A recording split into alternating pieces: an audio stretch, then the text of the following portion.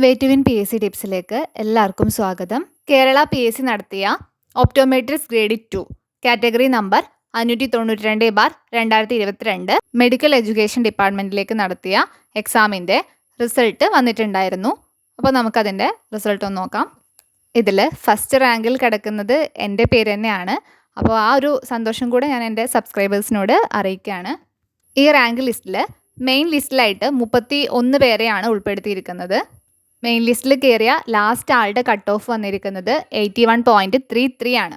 പിന്നെ സപ്ലിമെൻ്ററി ലിസ്റ്റിലായിട്ട് ഈഴവ, അതുപോലെ SC, ST, Muslim, Latin Catholics, OBC, Vishwakarma, SIUC, Nadar, പിന്നെ SC convert to Christianity, Dheevara, Hindu, Nadar, economically weaker section, ഇങ്ങനെ supplementary ലിസ്റ്റിൽ ഇത്രയും സെക്ഷനിലായിട്ട് കുറച്ച് ആളുകൾ കൂടി ഉൾപ്പെടുത്തിയിട്ടുണ്ട്.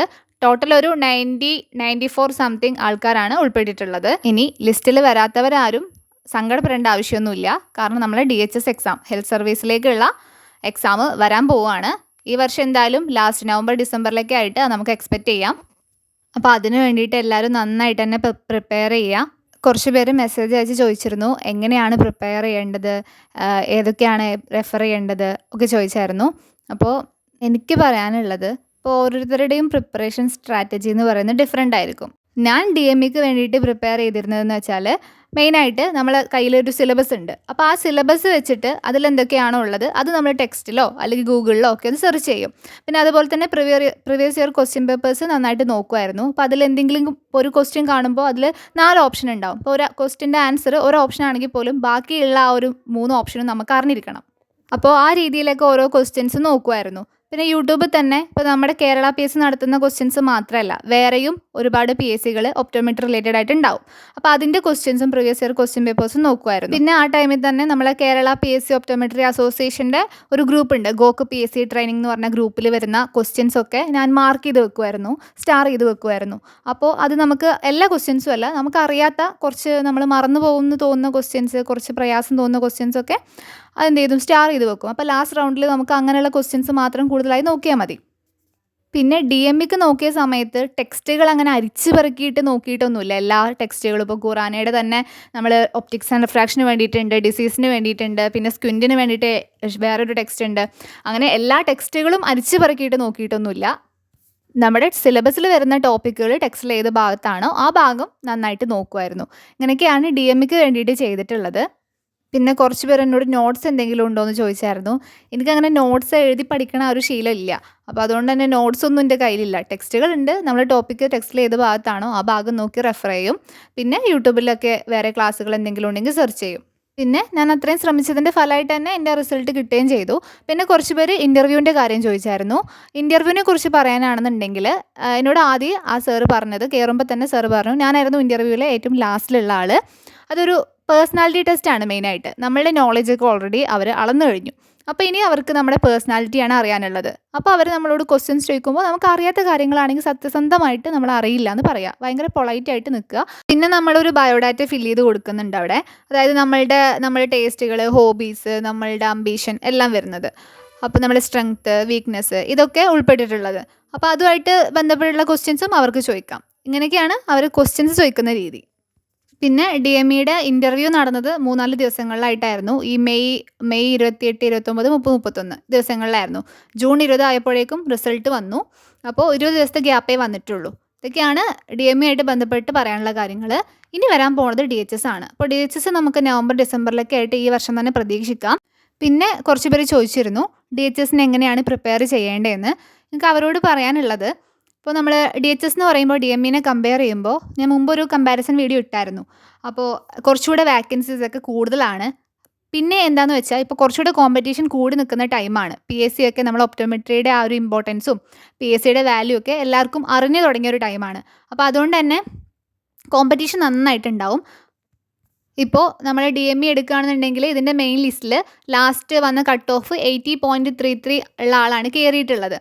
അപ്പോൾ നിങ്ങൾ ആ ഒരു രീതിക്ക്, ആ ഒരു മാർക്കിനെ ക്രോസ് ചെയ്യുന്ന രീതിയിൽ വേണം നിങ്ങൾ പഠിച്ചു തുടങ്ങാൻ. നിങ്ങളെ എയിം അതായിരിക്കണം. നിങ്ങളെ എയിം ശരിക്കും ഒരു 90%-നപ്പുറം മാർക്ക് സ്കോർ ചെയ്യുക എന്നുള്ളത് നമ്മൾ മനസ്സിൽ വിചാരിച്ചാലേ നമുക്കൊരു 80-ക്കെങ്കിലും എത്താൻ പറ്റുള്ളൂ. പിന്നെ എനിക്ക് നിങ്ങളോട് പറയാനുള്ളത്, നമ്മളുടെ ഒഫീഷ്യൽ സിലബസ് വന്നിട്ടില്ല.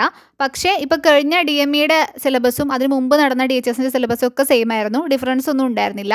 അപ്പോൾ നമ്മൾ ആ ഒരു സിലബസ് വെച്ചാണ് നമ്മൾ ക്ലാസ്സുകളൊക്കെ ഫോളോ ചെയ്ത് പോകുന്നത്. അപ്പോൾ നിങ്ങൾ ഓരോ സിലബസിലുള്ള ഓരോ ടോപ്പിക്കുകളും മാക്സിമം എന്ത് ചെയ്യുക, എഫേർട്ട് എടുത്ത് എന്ത് ചെയ്യുക, നോക്കുക. ഇപ്പോൾ ടെക്സ്റ്റ് ബുക്ക് ഞാൻ റെഫർ ചെയ്യേണ്ടതൊക്കെ ഞാൻ മുമ്പത്തെ ഒരു ക്ലാസ്സിൽ പറഞ്ഞിട്ടുണ്ടായിരുന്നു. അപ്പോൾ ടെക്സ്റ്റിൽ എവിടെയാണ് ആ ടോപ്പിക്ക് വരുന്നത് ആ ഭാഗം നന്നായിട്ട് ക്ലിയർ ആയിട്ട് വായിക്കുക. പിന്നെ അത് കൂടാണ്ട് ടെക്സ്റ്റിനെ മാത്രം ഡിപ്പെൻഡ് ചെയ്യാണ്ട് യൂട്യൂബിലുള്ള എൻ്റെ ക്ലാസ്സുകൾ മാത്രമല്ല വേറെയും ക്ലാസ്സുകൾ ഉണ്ടാവും. വേറെയും എക്സാംസ് പല മോഡൽസ് നടന്നതുണ്ടാവും ഒപ്റ്റോമെട്രി റിലേറ്റഡ് ആയിട്ടുള്ളത്. അതൊക്കെ കാണുക. പിന്നെ ഒരു ക്വസ്റ്റ്യൻ കാണുമ്പോൾ ആ ക്വസ്റ്റ്യൻ്റെ ആൻസർ മാത്രം കറക്റ്റ് ചെയ്ത് പോവാണ്ട് അതുമായിട്ട് ബന്ധപ്പെട്ടുള്ള ഓപ്ഷൻസ് കൂടെ നിങ്ങൾ എന്താണെന്ന് ക്ലിയർ ആയിട്ട് മനസ്സിലാക്കുക. ഇതൊക്കെയാണ് എനിക്ക് നിങ്ങളോട് പറയാനുള്ളത്. പിന്നെ ഇത് DME റിസൾട്ട് വരുന്നതിന് മുമ്പേ എൻ്റെ ക്ലാസ് കണ്ട ഒരു കുട്ടി കമൻ്റ് ഇട്ടതാണ്. അതെനിക്ക് വളരെ സന്തോഷമായിരുന്നു. ആ കുട്ടി പറഞ്ഞ ആ കാര്യങ്ങൾ എനിക്ക് വളരെ ഹാപ്പി ആക്കിയ കാര്യമാണ്.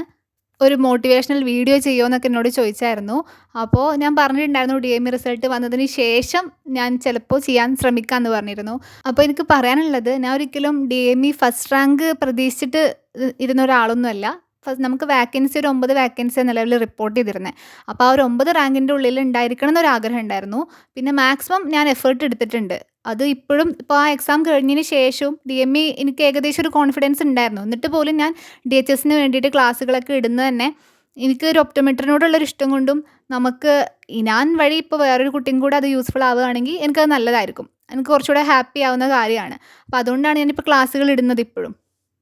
പിന്നെ മോട്ടിവേഷൻ എന്ന് പറയണത്, നമ്മളിപ്പോൾ എത്ര ഒരാളോട് നമ്മൾ മോട്ടിവേറ്റ് ചെയ്താലും നമുക്ക് സ്വന്തമായിട്ട് നമുക്കൊരു സെൽഫ് മോട്ടിവേഷൻ വേണം. നമ്മളുടെ കഴിവുകൾ നമുക്കാണ് അറിയുക. അപ്പോൾ നമുക്കിവിടെ എത്തണം. നമുക്ക് ഒരുപാട് പ്രയാസങ്ങളുണ്ടാവും നമ്മുടെ ലൈഫിൽ. നമ്മൾ ഒരുപാട് മോശമായിട്ടുള്ള സാഹചര്യങ്ങളിലൂടെ കടന്നു പോകേണ്ടി വരും. നമുക്കൊരു ജോലി, നമുക്കൊരു ഇൻഡിപെൻഡൻസ്, അതിലേക്ക് എത്തിപ്പെടണം എന്നുള്ള ആ ഒരു ദൃഢനിശ്ചയം നമ്മുടെ ഉള്ളിൽ തന്നെ ഉണ്ടാവണം. പിന്നെ കുറച്ച് പേര് ചോദിക്കുന്നുണ്ടായിരുന്നു, ഞാൻ ഏതെങ്കിലും PSC കോച്ചിങ്ങിന് പോയിട്ടുണ്ടോ എന്ന് ചോദിക്കുന്നുണ്ടായിരുന്നു. ഞാൻ എൻ്റെ ലൈഫിൽ ഇതുവരെ ഒരു PSC കോച്ചിങ്ങിന് പോയിട്ടില്ല. ഇതെൻ്റെ ഫസ്റ്റ് PSC അല്ല. എനിക്ക് ആദ്യം കിട്ടിയത് LGS ആണ്. ഇപ്പം ഞാൻ വർക്ക് ചെയ്തുകൊണ്ടിരിക്കുന്നത് അഗളി രജിസ്ട്രേഷൻ ഓഫീസിലാണ്. അവിടെ ഓഫീസ് അറ്റൻഡൻ്റായിട്ട് വർക്ക് ചെയ്തുകൊണ്ടിരിക്കുകയാണ്. അതെൻ്റെ ഫസ്റ്റ് PSC. ആ സമയത്തും ഞാൻ ഒരു കോച്ചിങ് സെൻറ്ററിനെ ഡിപ്പെൻഡ് ചെയ്തിട്ടില്ല. സെൽഫ് സ്റ്റഡി തന്നെ ആയിരുന്നു. പക്ഷേ യൂട്യൂബിലുള്ള ഫ്രീ ആയിട്ടുള്ള ക്ലാസ്സുകളൊക്കെ കാണുമായിരുന്നു.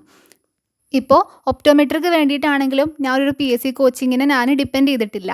ഞാനായിട്ട് നമ്മളുടെ സിലബസ് നമുക്ക് ഒരു ധാരണ ഉണ്ടാവും. ഇപ്പോൾ ഞാൻ കുറച്ച് മുമ്പേ PSC എഴുതി തുടങ്ങിയ ആളായതുകൊണ്ട് എനിക്ക് PSCയുടെ ഒരു ലെവൽ എനിക്കറിയാം.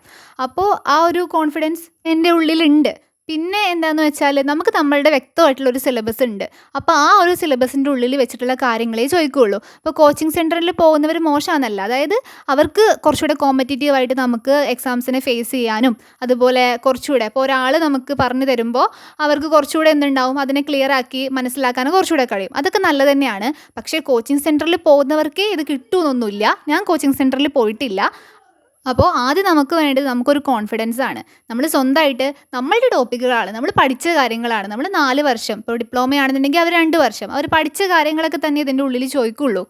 അപ്പോൾ എന്ത് ചെയ്യുക, maximum previous year question papers നിങ്ങൾ എന്ത് ചെയ്യുക, നോക്കുക. അപ്പോൾ എങ്ങനെയാണ് ക്വസ്റ്റ്യൻസിൻ്റെ പാറ്റേൺ എന്നൊക്കെ മനസ്സിലാക്കുക. അതിനാണ് ഞാൻ ഇതിൽ പ്രീവിയസ് ഇയർ ക്വസ്റ്റ്യൻ പേപ്പേഴ്സിൻ്റെ ഡിസ്കഷനൊക്കെ നടത്തിയിട്ടുണ്ടായിരുന്നു.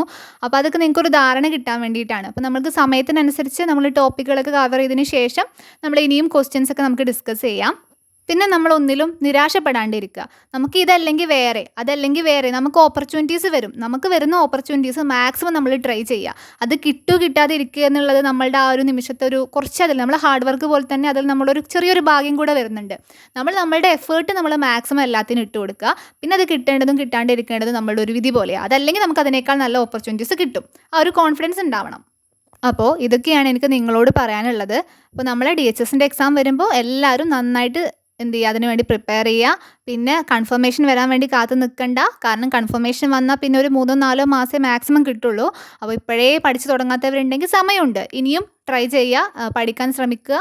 പിന്നെ ക്ലാസ്സുകളൊക്കെ മാക്സിമം കാണുക. സിലബസ് കറക്റ്റ് മനസ്സിലാക്കി ഓരോ ടോപ്പിക്കുകളും നിങ്ങളും എന്ത് ചെയ്യുക, ക്ലാസ്സുകൾ ഇടുന്നുണ്ടെങ്കിൽ പോലും നിങ്ങളും അത് വെച്ച് റെഫർ ചെയ്യുക. പിന്നെ എന്തെങ്കിലും സംശയങ്ങളൊക്കെ ഉണ്ടെങ്കിൽ ചോദിക്കാം.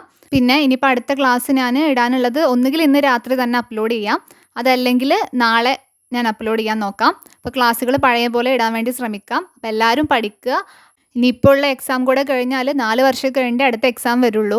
അപ്പോൾ ഇതിൽ തന്നെ മാക്സിമം എല്ലാവരും എന്ത് ചെയ്യുക, താല്പര്യമുള്ളവർ, അതായത് നമുക്കൊരു PSC ജോബ് വേണം, ഒരു ഗവൺമെൻറ് ജോബ് വേണം, അത് നമ്മളുടെ തന്നെ ആയിരിക്കണം. ഒപ്റ്റോമെട്രിസ്റ്റ് ആയിട്ട് നമുക്ക് വർക്ക് ചെയ്യാൻ ആഗ്രഹം ഉണ്ടെങ്കിൽ അവരൊക്കെ എന്ത് ചെയ്യുക, മാക്സിമം എന്ത് ചെയ്യുക, അതിന് വേണ്ടി ട്രൈ ചെയ്യുക. കാരണം നമുക്കറിയാം നമ്മളെ ജോബ് എന്ന് പറയുന്നത് അതിനോടൊരു ഇഷ്ടം വേണം ആദ്യം. അതായത് അത്രയും സേഫായിട്ട് നമുക്ക് മെഡിക്കൽ ഫീൽഡിൽ ചെയ്യാൻ പറ്റുന്ന, നമുക്ക് ഇഷ്ടത്തോടെ താല്പര്യത്തോടെ ചെയ്യാൻ പറ്റുന്നതാണ്. അപ്പോൾ എന്ത് ചെയ്യുക, ആഗ്രഹമുള്ളവരൊക്കെ അതിന് മാക്സിമം ട്രൈ ചെയ്യുക. ഈ ഒരു അവസരം ഇനി 4 വർഷം കഴിഞ്ഞേ ഉണ്ടാവും എന്നുള്ളൊരു ബോധ്യം നിങ്ങൾക്കൊക്കെ ഉണ്ടാവണം. പക്ഷെ ഓവറായി ടെൻഷൻ അടിക്കണ്ട. നിങ്ങൾക്കുള്ളതാണെങ്കിൽ നിങ്ങൾക്കത് കിട്ടും. നിങ്ങൾ മാക്സിമം നിങ്ങളുടെ എഫേർട്ട് എടുത്ത് എന്ത് ചെയ്യുക, അതിനുവേണ്ടി ശ്രമിക്കുക. ബാക്കിയൊക്കെ കുറച്ച് നമ്മളുടെ ഭാഗ്യം പോലെയൊക്കെ ഇരിക്കും. വരുന്ന എല്ലാ ഓപ്പർച്യൂണിറ്റീസും എന്ത് ചെയ്യുക, മാക്സിമം യൂസ് ചെയ്യാൻ വേണ്ടി നോക്കുക. അപ്പോൾ എല്ലാവരോടും സപ്പോർട്ട് ചെയ്ത എല്ലാവർക്കും താങ്ക്സ്.